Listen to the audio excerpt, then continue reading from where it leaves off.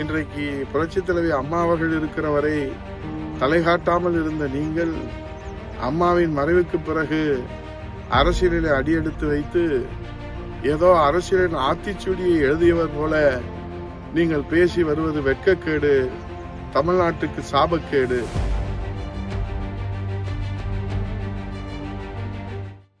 வாரிசு அரசினுடைய அடையாளமாக உதயநிதி ஸ்டாலின் இன்றைக்கு தடையாக இருப்பது, உதயநிதி ஸ்டாலினுடைய வாரிசு அரசியலுக்கு தடையாக இருப்பது தமிழகத்திலே அனைத்திந்திய அண்ணா திராவிட முன்னேற்ற கழகமும் புரட்சி தமிழர் ஐயா எடப்பாடியார் என்கிற ஜனநாயகத்தின் அடையாளம்தான். அது மட்டுமல்ல, இன்றைக்கு இமய முதல்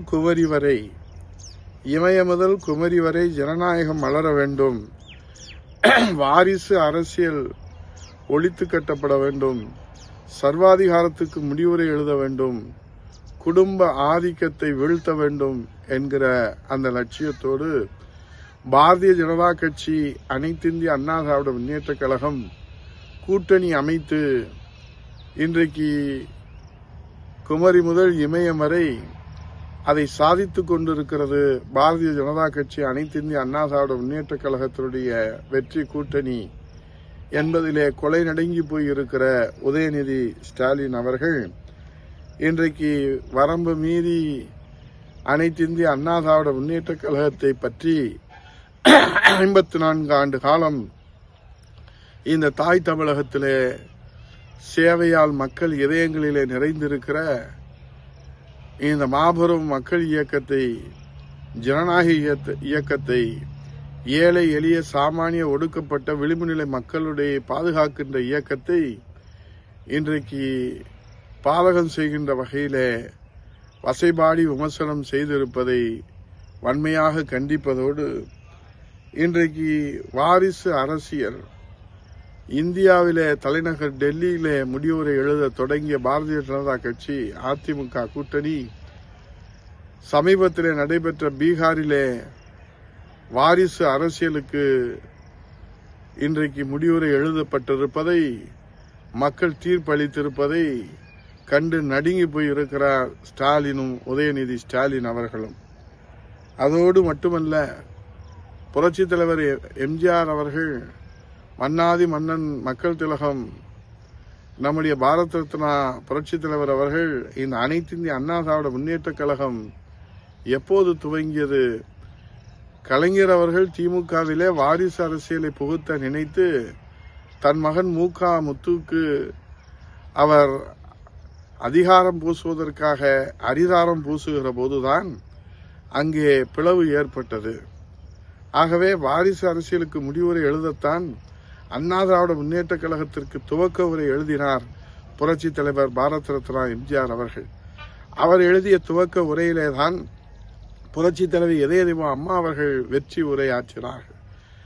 புரட்சி தலைவி அம்மா அவர்களும் புரட்சி தலைவர் அவர்களும் துவக்கிய அனைத்திந்திய அண்ணா திராவிட முன்னேற்ற கழகம், வளர்த்தெடுத்த அனைத்திந்திய அண்ணா திராவிட முன்னேற்ற கழகம் தமிழக மக்களை மீட்பதற்காக உங்கள் குடும்ப ஆதிக்கத்திலிருந்து, உங்கள் வாரிசு அரசியலிருந்து, குடும்ப அரசியலிருந்து, சர்வாதிகாரத்திலிருந்து, அடக்குமுறையில இருந்து ஜனநாயகத்தை காப்பாற்றி, மக்களாட்சியை காப்பாற்றி, தமிழகத்தை காப்பாற்றி, மக்களை காப்பாற்றுவதற்காகத்தான் இன்றைக்கு அனைத்திந்திய அண்ணா திராவிட முன்னேற்ற கழகம் மக்கள் சக்தியோடு மகத்தான இயக்கமாக புரட்சி தமிழர் ஐயா எடப்பாடியாருடைய தலைமையிலே வீறு கொண்டு எழுந்து வெற்றி வரலாறு படைத்து வருகிறது. ஆகவே இன்றைக்கு அவர் அந்த காரிலே சென்றார், இந்த காரிலே சென்றார் என்று கார் மீது கவனம் வைத்திருக்கிற உதயநிதி ஸ்டாலின் அவர்களே, தமிழ்நாட்டு இளைஞர்கள் இன்றைக்கு எங்கே சென்று கொண்டிருக்கிறார்கள்? உங்கள் ஆட்சியில வகுப்பு அறையிலேயே மாணவிகள் குடிப்பழக்கத்திற்கு அடிமையாகி இருப்பது வெட்ட வெளிச்சமாகி இருக்கிறது. சக மாணவரை அடித்துக் கொள்கிற ஒரு காட்டுமிராண்டி தர்பாரை மாணவ சமுதாயம், பிஞ்சு குழந்தைகளுடைய மனதிலே விதைத்ததற்கு யார் காரணம்? யார் பொறுப்பு?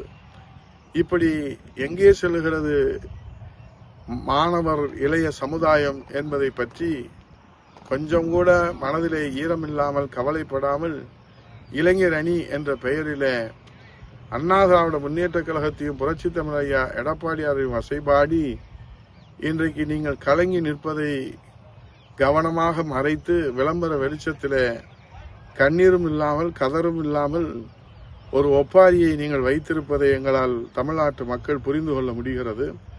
ஆகவே உதயநிதி ஸ்டாலின் அவர்களை நீங்கள் உங்கள் அரசியல் வரலாற்றிலே எழுதி வைத்துக் கொள்ளுங்கள். இன்றைக்கு புரட்சித் தலைவி அம்மா அவர்கள் இருக்கிற வரை தலைகாட்டாமல் இருந்த நீங்கள் அம்மாவின் மறைவுக்கு பிறகு அரசியலில் அடியெடுத்து வைத்து ஏதோ அரசியலின் ஆத்திச்சூடியை எழுதியவர் போல நீங்கள் பேசி வருவது வெட்கக்கேடு, தமிழ்நாட்டுக்கு சாபக்கேடு.